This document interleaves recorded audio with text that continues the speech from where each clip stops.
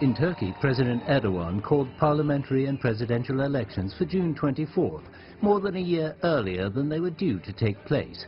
Why the rush? Although Erdogan's chances of winning the presidency seem good, the result is uncertain due to strong opposition. And according to the polls, people assume the vote will likely go to a runoff. What are the real challenges to Erdogan? Turkey has changed its system from a parliamentary democracy to a powerful executive presidency and will hand the president sweeping new powers after the elections. What can we expect from this transformation? The US has just delivered 2 F-35 fighter jets to Turkey, with more meant to be on the way. But on June 21st, the Turkish government declared tariffs on US goods worth more than $266 million as retaliation to Washington's extra steel tariffs. What role will the US play in the Turkish elections? Turkey is holding presidential and parliamentary elections on Sunday ahead of schedule. President Recep Tayyip Erdoğan called them 18 months early to overcome what he termed as uncertainty in a troubled time. He is expected to solidify his position as the most powerful leader in recent Turkish history, following the outcome of the constitutional referendum last year. So what challenges does Mr. Erdogan face from the opposition this time? How will the newly elected president deal with the country's economic plight? What will be Turkey's political and diplomatic strategies for the next few years? To discuss these issues and more, I'm happy to be joined in the studio by Ms. He Wenping, Senior Research Fellow at the Chahar Institute, and Mr. Einar Tangen, author and columnist. By satellite, we'll also speak to Serkan Aral, who is a political analyst and writer based in Istanbul, and Mr. Maya Javandamva, a Middle East analyst based in Tel Aviv. That's our topic. This is Dialogue. I'm Pandong.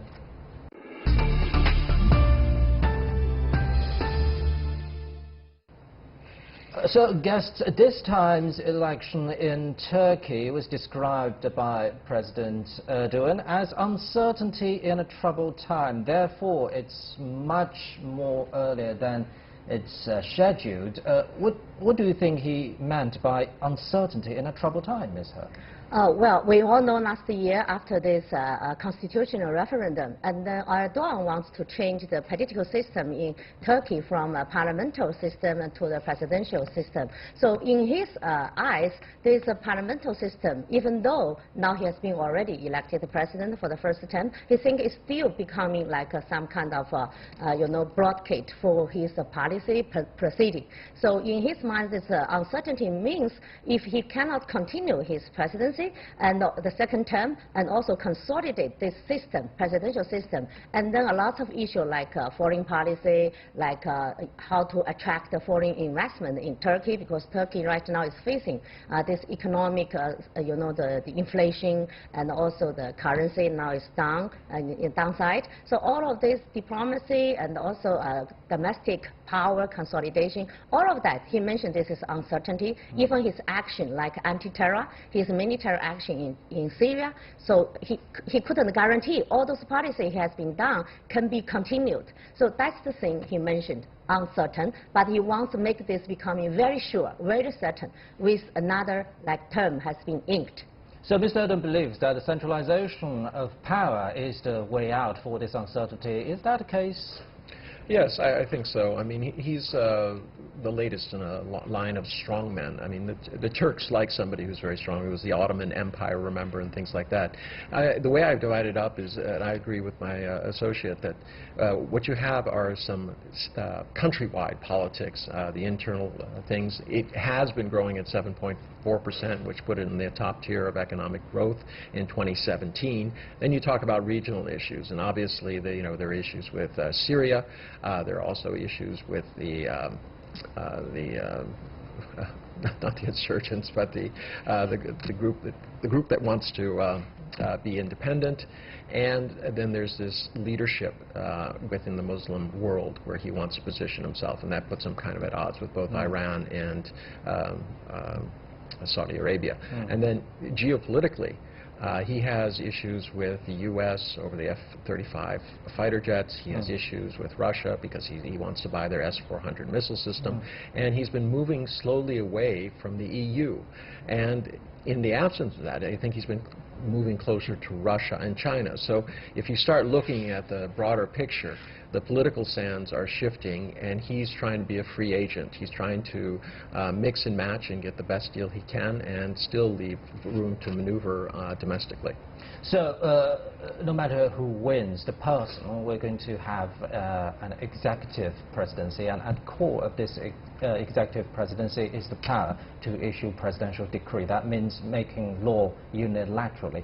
How much is this shake-up or overhaul to modern Turkish politics, Ms. He? Well, we have seen very clearly since Erdogan is in power, especially after this last year constitutional referendum. Now he wants to, grasp for more power in his own hand. And he also saying in his idea, because now the international situation is such, a very complicated situation. A lot of big powers policy is also uncertainty. We all see that the United States, under the President Trump's leadership, also a lot of policy is quite uncertainty. So we think this kind of situation for the Turkey, if this country wants to continue to show its leadership role, not only in the Middle East and also stands out in the international stage, they definitely need a strong man. So he regarded himself as the strong man. Now it's very suitable to lead this country continually forward in this historical, this juncture time. So I think, of course, after this election, he will further consolidate his power, and also will weaken those power coming from the parliament side. So which means no matter how many parties now in the parliament, and you will not cause a very serious those check and balance those functions anymore. So would there be a scenario like a person wins the presidency, but his party, his or her party, lost majority in the parliament? How will this strongmanship play out in this case scenario? Before this constitutional referendum, Turkey is a system called the parliament system. So which means if different party you have after the election results, you have control the different percentage of the seats in the parliament, which gives you a lot of saying power, even for those resolution passed, and then if you veto them, maybe cannot becoming a law. But after this, the constitutional referendum, now a lot of power now moving in the hands of the president. Even the president can name the deputy president and name all those ministers in his cabinet. So that power from the parliament has been weakened. So you cannot say no to a lot of decisions has been made by the presidential himself, and all those cabinet, those ministers has been appointed by the president. So which means no matter how many, even though he's like AKP, his own party, even get less seats in the parliament, that because the general power coming from the parliament now has been weakening. So that means naturally, even though the seats becoming less from the ruling party, so that will not cause a major obstacle for his policy or for his decision has been proceeded forward. And let's remember that Turkey is still in a state of emergency after last year's failed coup against Mr. Erdogan. How much will that impact this time's balloting, Mr. Tanga? Well, that is yet to be seen. He appealed to a lot of people by basically desecularizing the government, allowing women to wear headscarves, which they weren't allowed to do in public before, and he has a very strong support among that group. But I don't think that the majority of people supporting him, what they like about him is he's decisive. They're tired of governments where there was a lot of finger-pointing and blaming, but nothing got done. He has a very grandiose vision. The question is, will he be able to carry out? The economic news probably for this year will not be as good as last year. And they're bracing for that, and not only because of the international situation, but because a lot of it was because of fiscal policy and monetary policy, where they were pushing money into the system, and that's why they had that very high growth rate. So in terms of how it comes out, we'll have to see. I was referring to the Kurds earlier. Right. Yeah. Thank you very much. Now let's talk to Mr. Serkan Oral in Istanbul. He is a political analyst and a writer. Mr. Oral, let's talk more about the Turkish economy. For years, the AKP has made economy as one of its major achievements. But now, do you think Turkey is really in an economic plight? Thank you. These elections will be a turning point for Turkish modern history, and the main point is security and the economy. In these days, the interest rates are down, the inflation and the current account deficit, the 18% of unemployment, the young voters are not enjoying with this. So the main decision will be with the economic struggles and the security problems, and the elections, after the elections, who will be elected, it doesn't matter. Turkey is still awaiting complicated economic problems, also carrying from years and years. Also, the opposition leaders are strategically saying and against Erdogan on this topic. On the economic way, they don't seem Erdogan successful, but Erdogan says after the elections there will be new system, and he will especially focus on economic issues. So, talking about security, let's talk about this candidate, Selahattin Demirtas. He's running for the pro-Kurdish party HDP while still in a prison. How much impact can he bring to this political campaign? Let's see the point. He was candidated when he was in prison already. I mean, his party can show another candidate, but they didn't do this. But after all, if they passes the 10% of the votes, then they will be at the parliament. So the HDP party will be a key role, playing a key role on the parliament side elections. If they are not at the parliamentary and down 10%, then Erdogan and Nationalist Alliance will get the majority of the parliament. So a powerful president and a powerful parliament will be on the picture.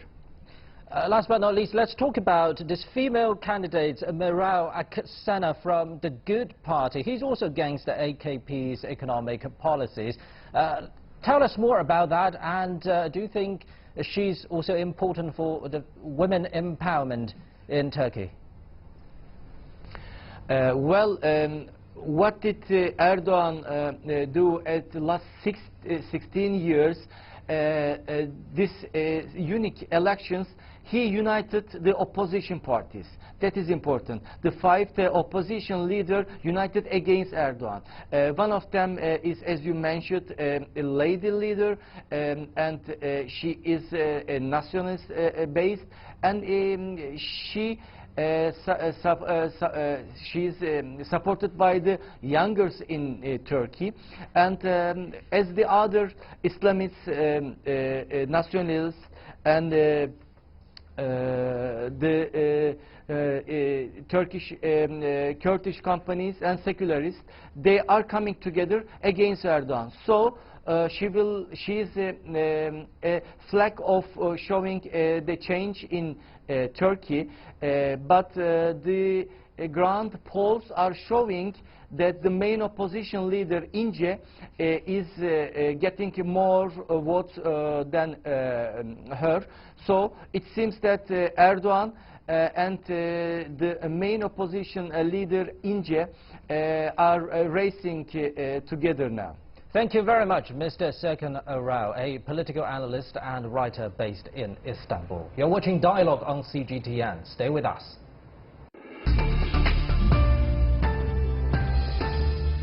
So, Ms. He, what's the biggest challenge in geopolitics for Turkey now?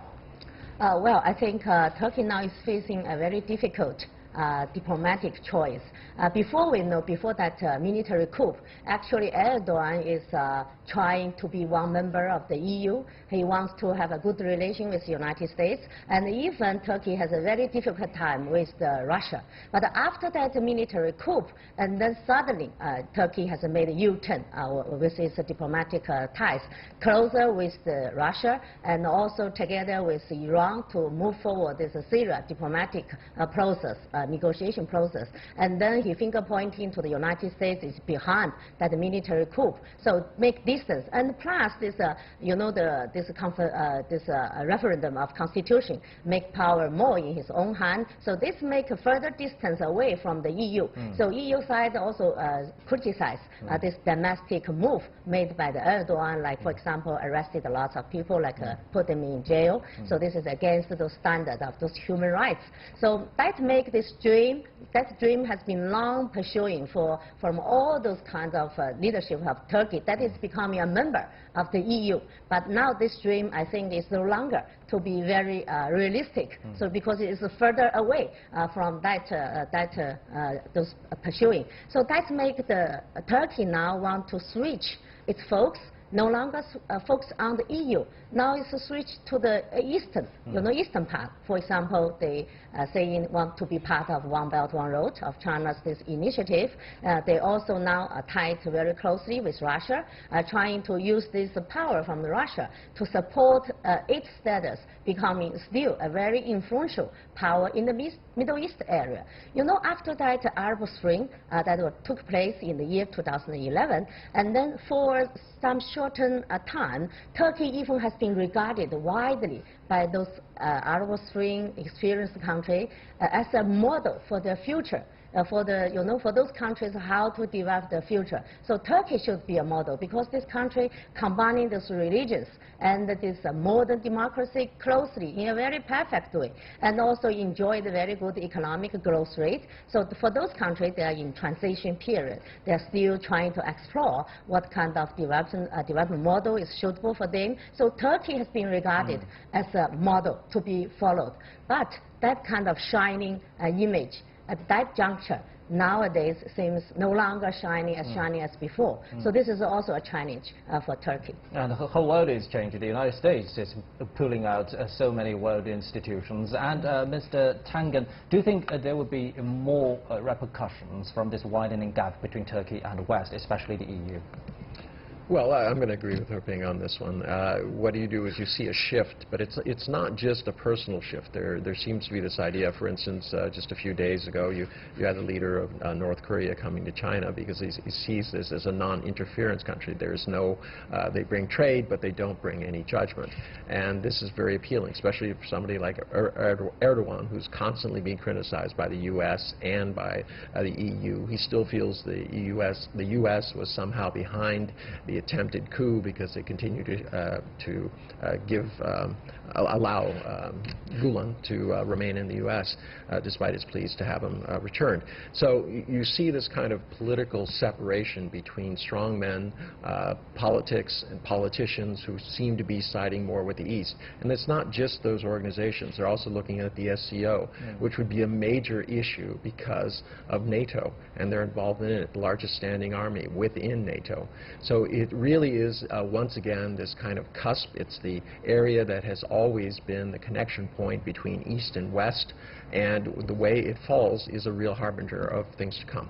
Talking about connection point, what about Syria? Some are saying that it's now the focal point of a geopolitical power wrangling, and this also relates to Turkey's own security problem, for example, the Kurdish issue. What do you make of the panning out of the Syria crisis after this time's Turkish election? Well, quite frankly, it reminds me of the partition of Poland. I mean, what you have in reality is these forces who are intent on holding some sort of domination over Syria. Russians obviously want to keep their bases intact, which have been expanded. You have Iran, who is using it as part of their proxy for power in the area. You have Syria, who's pushing back. Saudi Arabians are involved. And of course, our friends, the Kurds, also have a stake in this. So you have a very, very mixed area. Each many powers vying to be number one. But the problem with that is this will continue. It cannot be solved at the conference table, no matter how much people want to believe that. It's very difficult to know how that can come to some resolution until people literally get sick and tired of fighting and killing. Right. For more on that, let's cross live to Maya Javandanva, a Middle East analyst based in Tel Aviv. Mr. Javandanva, let's talk more about the Syria issue. So, do you think it will get ever more complicated after Turkey's election this time? Well, that really depends if you have a stable government. I mean, let's just say it's a viable scenario that President Erdogan wins the presidency, but he loses the parliament, let's just say, or he does badly in the parliament. According to the amendments made in the referendum, after the referendum last year, according to his executive powers, he can basically dissolve the parliament, which would mean another set of elections, which would mean another uncertainty. So first and foremost, we have to see if we're going to see a stable government. These elections themselves will not be sufficient. Presidential elections will not be sufficient. We'll have to see what the future parliament will look like. We'll have to see what the coalitions in the future parliament will look like. But, you know, in terms of Syria, it really depends how the opposition does. We have to remember, you know, one of the key issues on these elections is also the refugee issue in Syria, in Turkey. Turkey is hosting 4 million Syrian refugees. That's 5% of the entire population of Turkey. This is one of the biggest, Turkey right now is one of the biggest refugee camps in the world.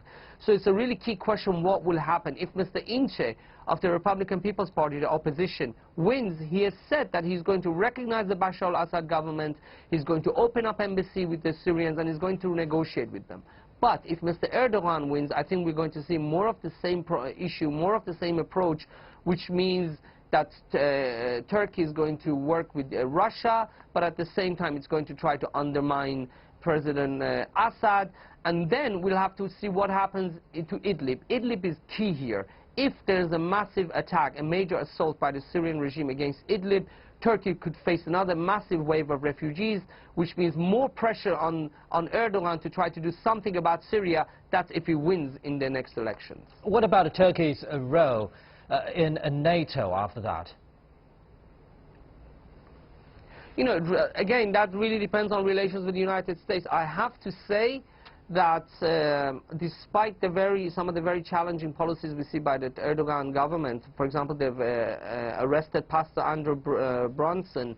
He's a U.S. pastor in Turkey that has put a lot of pressure on relations between Turkey and the United States. And of course, there's the issue of Fethullah Gulen, also, which has put a lot of tensions. And add to that is the U.S.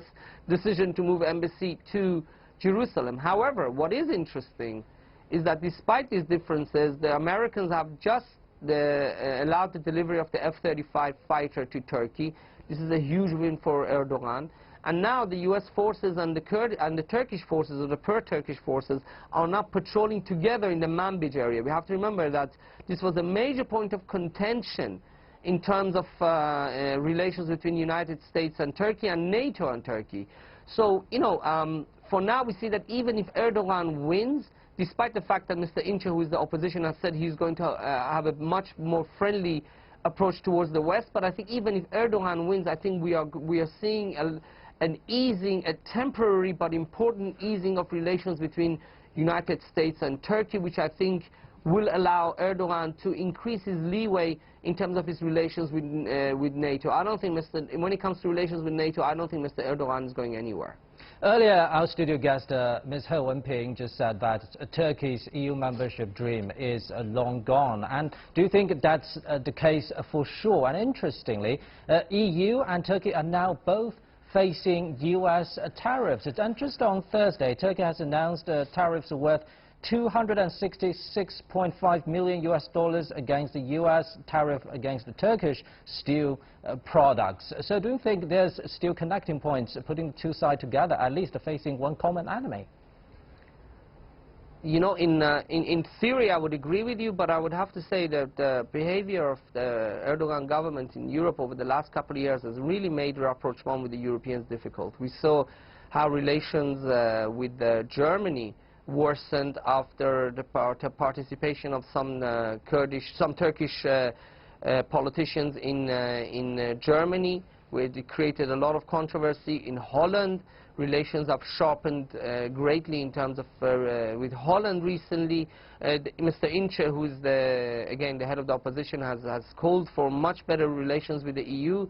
But I think that despite the fact that there are some common points, as you mentioned, between EU and Turkey, I think if Mr. Erdogan wins, there's not a lot of hope for improvement, as long as the lingering tensions exist between Turkey and Germany, which is Germany is a very important player in the EU, and of course Turkey and Holland. Let's not forget that there's some also dual German nationals, Turkish nationals that are in prison in Turkey, which has put even more pressure on the relations. And so I think this is one of the issues that is, I think that the lingering problems will remain if Mr. Erdogan is elected. Thank you very much, Mr. Maya Javandanfa, a Middle East analyst based in Tel Aviv. So, Ms. He, very quickly, what do you think would be the single most challenging task for the president-elect of Turkey this time in diplomacy? Well, still how to handle the relations like in Syria, because now the very first concern for him is how to make that military action in the Afrin area. Now now it's becoming, the momentum now for him. So, but the key is how to maintain them, make this safer zone becoming a very good area to separate those Kurdish in Syria and those Kurdish in Turkey. Right. What about you, Mr. Henry? Economics. Politics is always based on economics. Is there a chicken in every pot? And if there isn't, why not? I think this will continue as the world situation continues to deteriorate, as Turkey has problems and as its growth rate goes down. I think this is going to be the major issue. Thank you very much for your input. And that's it for this edition of Dialogue on CGTN. I'm Pan Dong in Beijing. Bye-bye.